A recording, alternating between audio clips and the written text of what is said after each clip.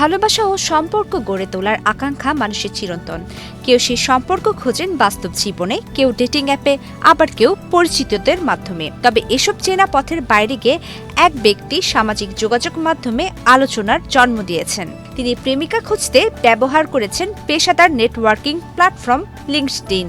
Full time hybrid girlfriend পদের এক বিজ্ঞাপন দিয়েছেন দিনেশ নামের এক ভারতীয় ব্যক্তি।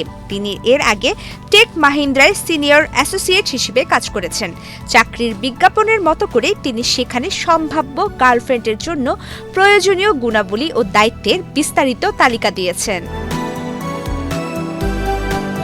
বিজ্ঞাপনে দিনেশ লেখেন, এটি একটি ফুল টাইম হাইব্রিড ভূমিকা, যেখানে কিছু সময় সরাসরি দেখা করা এবং কিছু সময় দূরবর্তী যোগাযোগের সুযোগ থাকবে। দায়িত্বের মধ্যে রয়েছে দৃঢ় আবেগী সম্পর্ক গড়ে তোলা ও ধরে রাখা, অর্থবহ কথোপকথন, সঙ্গ দেওয়া, পারস্পরিক সমর্থন এবং একসঙ্গে বিভিন্ন কার্যক্রম বা শখে অংশ নেওয়া। তিনি আরও উল্লেখ করেন, সক্রিয় যোগাযোগ, পারস্পরিক সম্মান ও বোঝাপড়া এই পদের ভিত্তি হবে।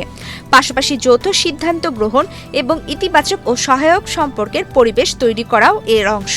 যোগ্যতার তালিকায় দীনেশ উল্লেখ করেছেন উচ্চমাত্রার আবেগী বুদ্ধিমত্তা, ভালোভাবে শোনার ক্ষমতা, সহানুভূতি ও মানবিক যোগাযোগ দক্ষতা।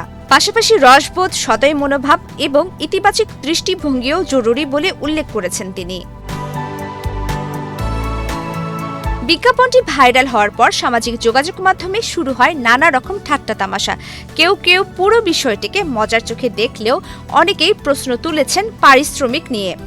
একজন ব্যবহারকারী লিখেছেন, এখন বুঝতে পারছি আমার প্রাক্তন আমার সঙ্গে 6 মাস ইন্টার্নশিপ করে অন্য জায়গায় ফুল টাইম গার্লফ্রেন্ডের চাকরি পেয়ে চলে গেছে। আরেকজন মন্তব্য করেন, ভারতীয় হলে যে কোনো অ্যাপই ডেটিং অ্যাপ হয়ে যায়। শেষ খবর পাওয়া পর্যন্ত এই গার্লফ্রেন্ড পদের জন্য 26 জন আবেদন করেছেন, আর বর্তমানে নতুন আবেদন আর গ্রহণ করা হচ্ছে না।